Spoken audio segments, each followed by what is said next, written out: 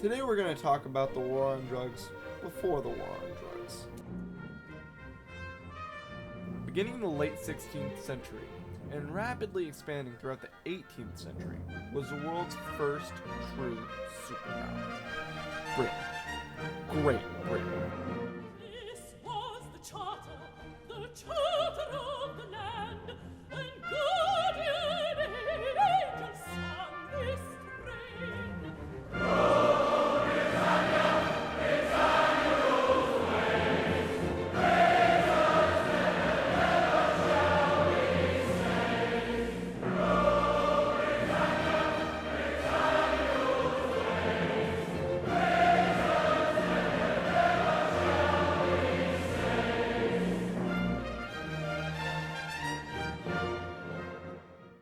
After winning the Napoleonic Wars relatively unscathed, no other European nation was in any position to challenge the United Kingdom's power.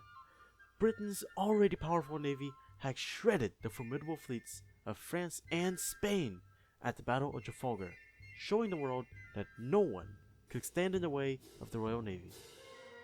At its height, the British Empire spanned over 13 million square miles of land and influenced over 1/5 of the world's population. There was only one country, though, that was still causing the British much grief in their trading endeavors. Let's say China. China now. China. You know, China. China had for centuries been the powerhouse of Asia. No other country could match China's vast population or their absolute monopoly on luxury goods such as silk, tea, and porcelain. All trade was heavily taxed and could only pass through the port of Canton in southern China. Another problem for foreign nations trying to crack the Chinese market was the fact that Chinese demanded all payments in silver. Britain and most of Europe ran on a gold standard after a spectacular fall of silver currency during the early days of the Age of Exploration. So what could Britain do to turn a profit on their investments in China and open the market at the same time? Well, there was one crop, abundant in British-controlled India, that many Chinese were willing to trade for that could solve Britain's trade deficit: opium. Opium was originally used for medicinal purposes, as it was the base for morphine, a powerful painkiller. When the Portuguese began bringing tobacco from North America, though, people began using opium and tobacco together recreationally, as morphine can be refined into heroin, one of the most notoriously addictive drugs known to man. The Qing Empire attempted to ban the trade of opium in 1729, but this only led to British merchants creating a network of smugglers to flood the black market with opium. Eventually in 1839, the Daoguang Emperor decided he had enough and sent Commissioner Lin Zexu to Canton to stop the flow of drugs.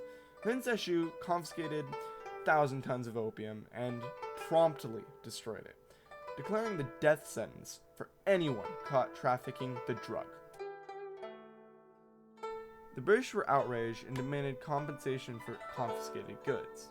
In April 1840, despite opposition on moral grounds from many members of Parliament, a fleet was sent to China with a list of demands: compensation for confiscated opium, the opening of new ports to end Canton monopoly, and an island to occupy as a base of operations.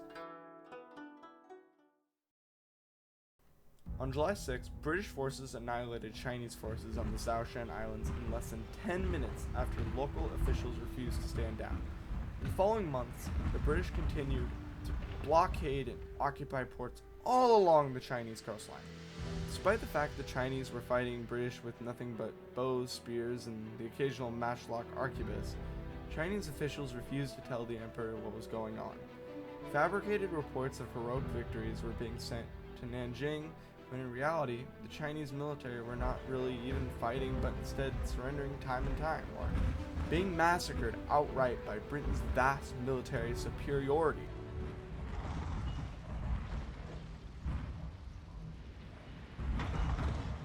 In 1841, the British fleet attacked the fort of Chanbai, which guarded the mouth of the Pearl River.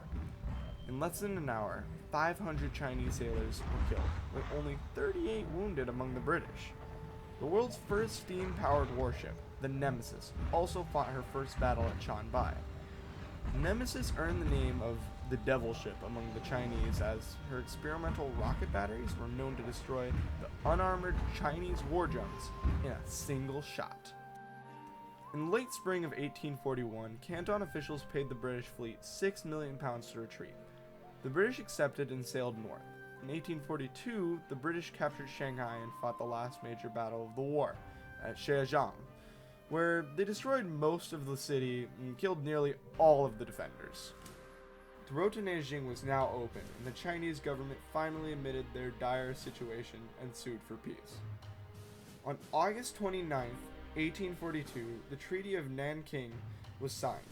In it, China agreed to pay 20 million silver dollars, end the Kohong monopoly, open 5 new ports to foreign trade, adhere to new fixed custom duties, and grant the United Kingdom control of the island of Hong Kong.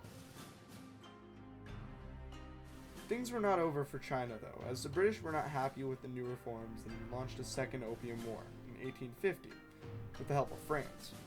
Even the Americans fought briefly in retaliation to Chinese coastal defenses firing on a passing American fleet. The war ending with the razing of the Emperor's summer palace, and another treaty was signed, basically opening all of China to foreigners and fully legalizing opium. The very one-sided victories of the Opium Wars led many Chinese people losing their faith in their own government to protect their country. Modernization was badly needed, and Westerners began a process of introducing new technologies and infrastructures to China. Soon China would see many of the same infrastructure as the West, such as railways and telegraphs. Anti-foreign resentment only grew though, and many rebellions followed, including the Taiping Rebellion and the Boxer Rebellion, which saw the end of the Qing, China's last dynasty.